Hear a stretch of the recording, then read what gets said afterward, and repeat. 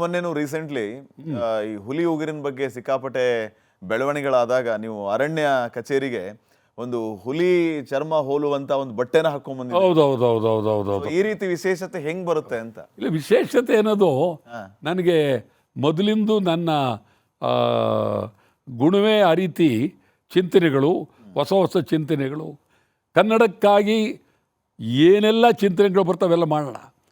ಕನ್ನಡ ಯಾವ ರೂಪದಲ್ಲಾರು ಕನ್ನಡ ಅಂತ ಬರಲಿ, ಯಾವ ರೂಪದಲ್ಲಾರು ಕನ್ನಡ ಬರಲಿ, ಕನ್ನಡದ ಹೆಸರು ಯಾವ ರೂಪದಲ್ಲಾರು ಬರಲಿ, ಚರ್ಮ ಉದ್ಗಂಡಾರು ಬರಲಿ, ಕತ್ತೆ ಮೆರವಣಿಗೆಲಾರು ಬರಲಿ, ಎಮ್ಮೆ ಮೆರವಣಿಗೆಲಾರು ಬರಲಿ, ಯಾವ ರೂಪದಲ್ಲಾರು ಬರಲಿ, ಇದು ಮಾಡಲೇಬೇಕಾಗಿದೆ. ಸರ್ಕಾರ ಎಮ್ಮೆ ಚರ್ಮ ಅನ್ಬೇಕಾದ್ರೆ ಹಂಗಂದ್ಬಿಟ್ರೆ ಸರಿ ಇರಲ್ಲ. ಕರ್ಸಾರ ಎಮ್ಮೆ ಚರ್ಮ ಅಂದರೆ ಎಮ್ಮೆ ತರಬೇಕು, ತಂದು ಅದರ ಮೇಲೆ ನೀರು ಇರಬೇಕು, ಅವಾಗೇನು ಅದೇನು ಅಳ್ಳಾಡೋದಿಲ್ಲ. ಅಂದರೆ ಇದು ರೀತಿ ಸರ್ಕಾರ ಆ ಎಮ್ಮೆ ಕತ್ತಿ ಕುರಿ ಕೋಣ ನಿಮ್ಮನ್ನ ಎಷ್ಟು ಬೈಕೊಂಡಿದಾವೋ ಏನೋ ಅಂತ. ಇಲ್ಲ ಅವು ಖುಷಿಪಟ್ಟವು. ಈ ಜನ್ಮದಲ್ಲಿ ಅವು ಎಲ್ಲಿ ನಿಮ್ಮ ಪತ್ರಿಕೆಯಲ್ಲಿ ಬರ್ತಿದ್ದೋ, ಟಿ ವಿಲಿ ಬರ್ತಿದ್ದೋ, ನಿಮ್ಮ ಫೋಟೋ ಯಾರು ತೆಗಿತಿದ್ರಿ ಅವನ್ನ, ಪಾಪ ಅವು ಒಂದು ರೀತಿ ನೆರೆ ಮರೆಯಲ್ಲಿ ಖುಷಿ. ಓಕೆ, ಅದ್ಭುತ.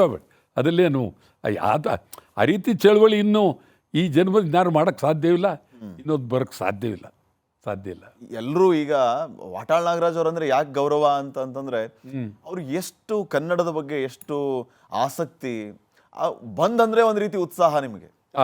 ಹೇಗೆ ಆ ಉತ್ಸಾಹ? ಈಗ ಬಂದ್ ಅಂತಂದ್ರೆ ಕೆಲವರು ನಷ್ಟದ ಬಗ್ಗೆ ಯೋಚನೆ ಮಾಡ್ತಾರೆ.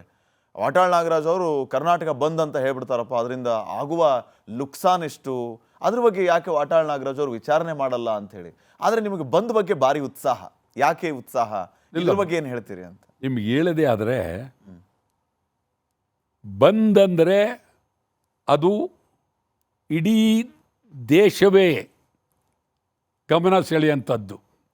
ಬಂದಂದರೆ ಇಡೀ ದೇಶವೇ. ಕರ್ನಾಟಕ ಬಂದ್, ಇಡೀ ದೇಶ, ಎಲ್ಲ ರಾಜ್ಯ, ಇಡೀ ದೇಶ, ಪ್ರಧಾನಮಂತ್ರಿ, ಪಾರ್ಲಿಮೆಂಟ್ ಮೆಂಬರ್ಸು, ದೇಶ ಬಿಟ್ಟು ವಿದೇಶಕ್ಕೂ ಹೋಗುತ್ತೆ ಆ ಸುದ್ದಿ. ಕನ್ನಡದ ಸುದ್ದಿ, ಕನ್ನಡದ ಬೇಡಿಕೆ, ಇದು ದೊಡ್ಡದಾಗಿ ಪ್ರಚಾರ ಆಗಬೇಕು ಅಂದರೆ ಬಂದ್. ಅದರಿಂದ ತಪ್ಪೇನಿದೆ? ಬಂದ್ ಮಾಡೋದ್ರಿಂದ ಸುಮಾರು ಒಂದು 25 ದಿವಸ ನೀವು ಇವತ್ತು ಬಂದು ನಾಳೆ ಬಂದು ಯಾರು ಕೊಡ್ತಾರೆ, ಯಾರು ಬಿಡ್ತಾರೆ, ಯಾರು ಇವ್ರ ಬೆಂಬಲ, ಬರೀ ಇದನ್ನು ಹೇಳ್ತಾ ಇರ್ತೀರಿ ಒಂದು 20-25 ದಿವಸ. ಕನ್ನಡ ತಾರೆ ಅದು, ಕನ್ನಡಕ್ಕೆ ಅದು ಲಾಭ ತಾರೆ, ಕನ್ನಡಕ್ಕೆ ಅದು ಎಲ್ಲರಿಗೂ ಅನೇಕರಿಗೆ ಬಂದಂದರೆ ವಾಟಾಳ್ ನಾಗರಾಜ್ ಬಂದು ಕರ್ತಾರೆ ಏನ್ರಿ ಕನ್ನಡ. ಎಲ್ಲರ ಮನೆಯಲ್ಲೂ ಕನ್ನಡದ ಬಗ್ಗೆ ಎಚ್ಚರ ಆಗುತ್ತೆ, ಕನ್ನಡದ ಬಗ್ಗೆ ಅಭಿಮಾನ ಬರುತ್ತೆ, ಜಾಗೃತಿ ಅಧಿಕಾರಿಗಳಿಗೆ ಬಂದು ಕರೆದ ಯಾಕ್ರಿ, ಅದೇ ಕನ್ನಡ ಕಾವೇರಿ ಕರೆದವ್ರೆ. ಹೌದಾ? ಎಲ್ಲರ ಮನೆಯಲ್ಲಿ, ಮನದಲ್ಲಿ, ಜನರಲ್ಲಿ ಎಲ್ಲರಿಗೂ ಬಂದ್ ಅಂದರೆ ಕನ್ನಡ, ಬಂದ್ ಅಂದರೆ ಕನ್ನಡ. ನಷ್ಟ ಅದ್ರ ಬಗ್ಗೆ ಏನು ಯೋಚನೆ ಮಾಡಿಲ್ಲ ನೀವು ಅನ್ನೋರು ಅಲ್ಲ. ಒಂದು ಜೀವನದಲ್ಲಿ ನಾವು ರಾಜ್ಯ ಮುಖ್ಯ, ಕನ್ನಡ ಮುಖ್ಯ. ನಾವು ನಷ್ಟ ಇವತ್ತು ಒಡೆ ಮಾರಲಿಲ್ಲ, ನಮ್ಮದು ಬಂದ ಅದರಿಂದಲ್ಲ, ಅದು ಇನ್ನೊಂದಾಗಲಿಲ್ಲ, ಅದರಿಂದ ಒಂದಿನ ಈ ರಾಜ್ಯಕ್ಕೋಸ್ಕರ ನೀವು ಬಂದ್ ಮಾಡಿ, ಏನು ತಪ್ಪೇನಿದೆ ಅಂತ ನಾನು ಅರ್ಥ. ಅದಲ್ಲಿ ಯಾಕೆ ನೀವು ಸುಮ್ಮನೆ ನಂದು ನೈತಿಕ ಬೆಂಬಲ ಯಾರು ಕೇಳ್ತಾರೆ ನಿಮ್ಮನ್ನ? ನೀವು ಕೊಟ್ಟರೆಷ್ಟು, ಕೊಡದೇ ಇದ್ದರೆಷ್ಟು, ಸಂಪೂರ್ಣ ಬೆಂಬಲ ಕೊಡ್ತಾರೆ, ಬನ್ನಿ ಬೀದಿಗೆ. ಇಲ್ಲ ನಿಮ್ಮ ಮನೆ ಬರ. ಅದೊಂದು ಈಗ ಒಂದು ರೀತಿ ವಾಟಾಳ್ ನಾಗರಾಜ್ ಅವರು ಕರ್ನಾಟಕ ಬಂದ್ ಕರೆದಿದ್ದಾರೆ ಅಂತಂದ್ರೆ ಕೆಲವೊಬ್ರು ಬೋಲ್ಡ್ ಆಗಿ ಹಿರಿಯರಪ್ಪ ಅವ್ರ ಜೊತೆಗೆ ನಾವು ಕೈ ಜೋಡಿಸ್ತೀವಿ ಅನ್ನೋರು ಕೆಲವರಾದ್ರೆ, ನಮ್ದು ನೈತಿಕ ಬೆಂಬಲ ಇರುತ್ತೆ. ಅರ್ಥವಿಲ್ಲದ್ದು ಅದು. ಆ ನೈತಿಕ ಬೆಂಬಲ ಅನ್ನಂತ ಒಂದು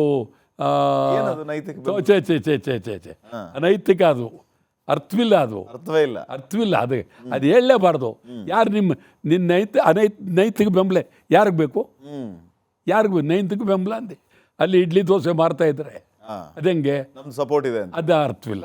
ಮುಂದೆ ಬಂದು ಒಂದು ಕನ್ನಡ ಧ್ವಜ ಕಟ್ಟಿ ಬಿಡೋದು ಅರ್ಥನೇ ಇಲ್ಲ. ಬಂದ್ ಮಾಡ್ಕೊಂಡು ರೋಡ್ ಗಿಳಿಬೇಕು ಅಂತೀರಿ? ಗಂಭೀರವಾಗಿ ಬಂದ್ ಮಾಡ್ಕೊಂಡು ಇವತ್ತು ಬಂದ್ ಮಾಡ್ತಾ ಇದ್ದಾರೆ. ಯಾರಿಗೋಸ್ಕರ?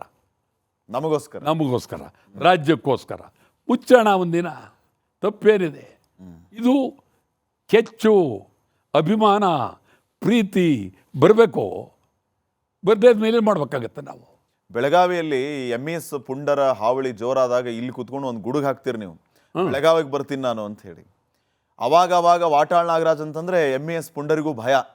ಬೆಳಗಾವಿಗೆ ಹೋಗೋದೆ, ಕನ್ನಡ ಧ್ವಜ ಹಾರಿಸೋದೆ, ಕನ್ನಡ ಜಾಗೃತಿ ಮಾಡೋದೆ. ಸೊ ಇವೆಲ್ಲ ಈಗಲೂ ಆಗಾಗ ಈ MES ಪುಂಡರ ಹಾವಳಿ ಬಗ್ಗೆ, ಬೆಳಗಾವಿಯಲ್ಲಿ ನಿಮ್ಮ ಹೋರಾಟದ ಬಗ್ಗೆ ಏನು ಹೇಳ್ತೀರಿ? ಬೆಳಗಾವಿಯಲ್ಲಿ ನಾವು ನಿರಂತರವಾಗಿ ಹೋರಾಟ ಮಾಡಿದ್ವಿ. ಸ್ವಲ್ಪ ಹೆಚ್ಚು ಕಡಿಮೆ ಈ ಒಂದು 40 ವರ್ಷದಿಂದೆ ಅಲ್ಲಿ ಲಿಂಗರಾಜ ಕಾಲೇಜ್ ಮೈದಾನದಲ್ಲಿ ಭಾರಿ ಸಭೆ ನಂದು. ಅಲ್ಲಿ ಭಾಳ ಆವಾಗ ಬೆಳಗಾವಿಲಿ ಜೋಶಿ ಅಂತಿದ್ದರು ಪಾಪ. ಆಮೇಲೆ ಕನ್ನಡಮ್ಮ ಪತ್ರಿಕೆ ಸಂಪಾದಕರು ಅವರಿದ್ದರು. ಬೋಪಣ್ಣ, ಹೌದು, ಟೋಪಣ್ಣ ಇದ್ದರು.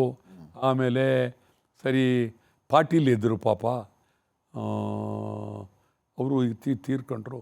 ಇವರೆಲ್ಲ ಕನ್ನಡಕ್ಕಾಗಿ ಭಾಳ ಕೆಲಸ ಮಾಡಿದವರು ಬೆಳಗಾವಿಲಿ, ಭಾಳ ಅದ್ಭುತ ಕೆಲಸ. ಮೇಯರು ಆಗಿದ್ದರು. ನಾವು ಯಾಕೆ ಬೆಳಗಾವಿಲಿ ಗಲಾಟೆ? ಅಲ್ಲಿರೋ ಕನ್ನಡಿಗರಿಗೆ ಧೈರ್ಯ ಬೇಕು, ಶಕ್ತಿ ಬೇಕು. ಇವರು ಮರಾಠಿಯವ್ರ ಪುಂಡ್ರಿಗೆ ಇವ್ರ ಗಲಾಟೆಗೆ ನಾವು ಅವಕಾಶ ಕೊಡಬಾರ್ದು. ಅದೇನೇ ಆದರೂ MES ಅದ್ರ ವಿರುದ್ಧ, ಶಿವಸೇನೆ ಅದ್ರ ವಿರುದ್ಧ, ಯಾರೇ ಬಂದರೂ ಗಡಿ ಫಾರ್ ಮಾಡಿ ಅಂತ ಹೇಳ್ತೀವಿ. ಮೊದಲಿಂದಲೂ ನಿರಂತರವಾಗಿ ಬೆಳಗಾವಿಗೆ ಹೋಗ್ತಾ ಇದ್ದೀವಿ, ಬೆಳಗಾವಿಗೆ ಬರ್ತಾ ಇದ್ದೀವಿ. ಅನೇಕ ಚಳುವಳಿಯನ್ನು ಬೆಳಗಾವಿಲಿ ಮಾಡಿದ್ದೇವೆ.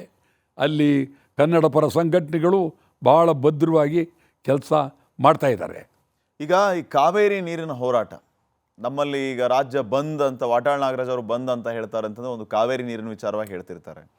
ನಮ್ಮ ಉತ್ತರ ಕರ್ನಾಟಕ ಭಾಗದಲ್ಲಿ ಮಹದಾಯಿ ವಿಚಾರ, ಇವೆಲ್ಲವೂ ನಿಮಗೆ ಬಹಳ ವರ್ಷಗಳಿಂದ ನೀವು ನೋಡ್ತಾ ಇದ್ದೀರಿ, ಇದ್ರ ಬಗ್ಗೆ ಹೋರಾಟ ಮಾಡ್ತಾ ಇದ್ದೀರಿ. ಬಗೆಹರಿಯದ ಸಮಸ್ಯೆಗಳ ಇವು ಅಥವಾ ಇಚ್ಛಾಶಕ್ತಿಯ ಕೊರತೆಯ?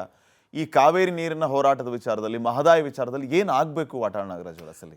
ಇಲ್ಲ, ಮಹದಾಯಿ ಈಗಾಗಲೇ ನ್ಯಾಯಮಂಡಳಿ ತೀರ್ಪು ಕೊಟ್ಬಿಟ್ಟಿದ್ದಾರೆ. ಈಗ ಅದು ಜಾರಿ ಮಾಡಬೇಕಾದ್ದು ಅವ್ರ ಕರ್ತವ್ಯ, ಮಾಡಬೇಕಾದ್ದು ಅವ್ರ ಕರ್ತವ್ಯ.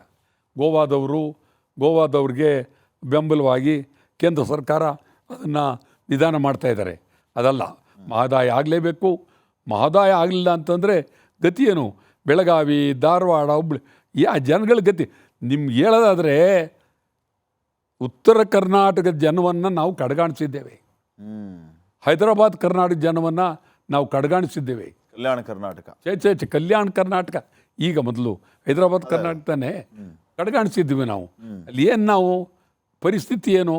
ಅಲ್ಲಿ ಮಳೆ ಬಂದುಬಿಡ್ತು ಅಂದರೆ ಇಡೀ ಉತ್ತರ ಕನ್ನಡ ಮುಳುಗೋಗುತ್ತೆ. ರಸ್ತೆಗಳು, ನದಿಗಳು ಬಂದಿರತಕ್ಕಂಥದ್ದು. ಇನ್ನೂ ನನಗೆ ಅಲ್ಲಿ ಹೋದಾಗ ಹೇಳಿದ್ರು, ಈ ಬಾಗಲಕೋಟೆ ಮುಳುಗಿದಾಗ ಮುಳುಗೋಕ್ಕೂ ಮುಂಚೆ ನಾವು ನಿಮಗೆ ಜಮೀನು ಕೊಡ್ತೀವಿ, ಬಿಟ್ಕೊಡ್ತೀವಿ ಅಂತ ಹೇಳಿ 50 ವರ್ಷ 40 ವರ್ಷ ಆದರೂ ಇನ್ನೂ ಕೊಟ್ಟಿಲ್ಲ ಅಂತ ಕಣ್ಣೀರಿಡ್ತಾ ಇದ್ದಾರೆ. ಕೇಳೋರೇ ಇಲ್ಲ ಉತ್ತರ ಕರ್ನಾಟಕದ. ಮತ್ತು ಅಲ್ಲಿರುವ ಮುಖಂಡರುಗಳು ಸುದ್ದ ನನಗೇನು ಅಷ್ಟು ಭದ್ರವಾಗಿ ಅವರು ಸ್ಪಷ್ಟವಾಗಿ ಸ್ಪಂದನೆ ಮಾಡ್ತಾ ಇಲ್ಲ. ಬೇಜಾರಾಗಿದೆ. ಉತ್ತರ ಕರ್ನಾಟಕ ನಿಜವಾಗ್ಲೂ ಏನು ಅದ್ಭುತವಾದಂಥ ಪ್ರದೇಶ. ಅದಕ್ಕೆ ಇತಿಹಾಸ ಏನು, ಬೇಕಾದಷ್ಟು ಇತಿಹಾಸ. ಅಲ್ಲಿ ಅನೇಕರು ತ್ಯಾಗ ಮಾಡಿದವರಿದ್ದಾರೆ. ಪಾಪ ನಮ್ಮ ಪಾಟೀಲ್ ಪುಟ್ಟಪ್ಪ ಇದ್ರು ಮೊದಲು, ಮಾತೆತ್ತಿರ ಅವ್ರು ಹೇಳ್ತಾಯಿದ್ರು. ಪಾಟೀಲ್ ಪುಟ್ಟಪ್ಪ ಯಾವಾಗಲೂ ಕರ್ನಾಟಕದ ಬಗ್ಗೆ ಮಾತಾಡ್ತಾಯಿದ್ರು. ಈಗ ಅವ್ರು ಹೋದ್ಮೇಲೆ ಒಬ್ಬರು ಕಾಣೆ, ಅಲ್ಲಿ ಯಾರೂ ಇಲ್ಲ. ಪರಿಸ್ಥಿತಿ ಭಾಳ ಹದಗೆಟ್ಟಿದೆ ಅಲ್ಲಿ ನಿಜವಾಗ್ಲೂ. ಮತ್ತು ಸಂಯುಕ್ತ ಕರ್ನಾಟಕ ಅಲ್ಲಿ ಭಾಳ ಪೇಪರ್ ಬೆಳೆದಿತ್ತು. ಶಾಮರಾವ್ ಭಾಳ ದೊಡ್ಡ ಮನುಷ್ಯ. ಶಾಮರಾವ್ ಥರ ಇನ್ಯಾರು ಇರೋಕ್ಕೆ ಸಾಧ್ಯ? ಅವರು ಶಾಮರಾವ್ ಅವರು ವರದಿಗಾರರಾಗಿದ್ದರೂ ಭಾಳ ನಿಜಲಿಯಪ್ಪನವರೇ, ಒಂದು ನಿಮಿಷ ಅನ್ನೋರು ಪಾಪ. ಅಂದರೆ ಆ ಸ್ಟ್ಯಾಂಡರ್ಡ್ ಇತ್ತು ಅವ್ರಿಗೆ.